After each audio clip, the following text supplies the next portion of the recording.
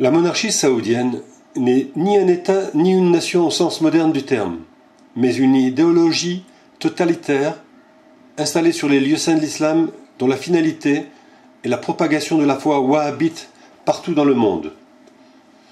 Elle dispose d'un budget annuel colossal de 20 milliards de dollars destiné à encadrer la société saoudienne et à financer à l'étranger, jusqu'aux États-Unis et en Europe, d'innombrables mosquées et centres culturels, le plus souvent bases logistiques de subversion islamiste et de djihad.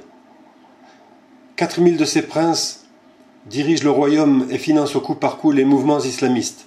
Oussama Ben Laden était l'un d'entre eux. Ces richesses sont le patrimoine des enfants d'Ismaël. Il est naturel qu'elles soient retirées de ces rois fainéants pour revenir au peuple d'Ismaël renaissant. Toutes les autres dictatures tomberont après l'Arabie, les unes après les autres, la Syrie, la Libye, le Soudan, etc., etc.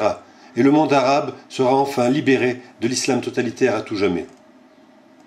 Oui, je l'affirme. Ismaël a la capacité spirituelle de se réformer et de se repentir de son attitude criminelle à notre égard.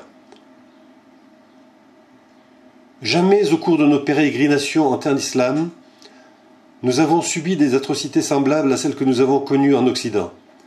Certes, nous avons subi de nombreux pogroms, à Fès, ailleurs, d'innombrables exactions et spoliations, mais jamais un pays arabe n'a osé concevoir, comme l'Occident, des plans infernaux d'extermination totale et des chambres à gaz.